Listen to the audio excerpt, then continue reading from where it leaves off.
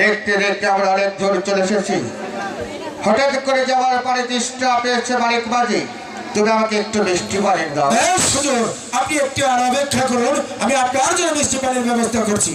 ওরে ভাই কর্ণদেব, মানিক ভাই, আমরা বাড়িতে আসার সময় যে 7টি ভান্ড ভরে মিষ্টি জল নিয়ে এসেছিল, সেখান থেকে 1 গ্লাস জল এনে আমাদের হুজুরকে দাও। বেশ, আমি যাবো আর আসবো। ঠিক আছে।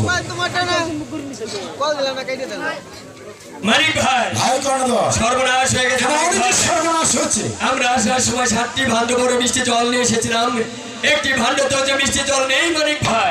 এই যে ফোঁটা জল নেই, সর্বনাশ হয়েছে, হুজুর সর্বনাশ হয়েছে। মানিক বাজি, আমরা বাড়িতে আসার সময় যে 7টি ভান্ড ভরে মিষ্টি জল নিয়ে এসেছি, সেখানে 1 গ্লাস জল নেই।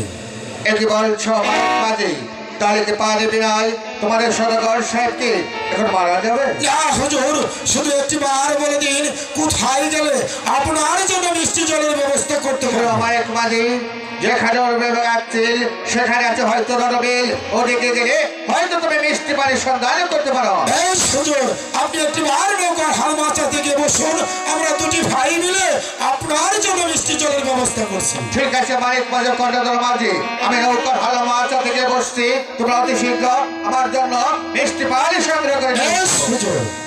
ওরে ভাই কর্ণদেব, মানিক ভাই, সদাগর সাহেব কি বলেছে শুনেছো? কি বলেছে? যেখানে উঠবে কানসিল সেখানে আছে রণবীর।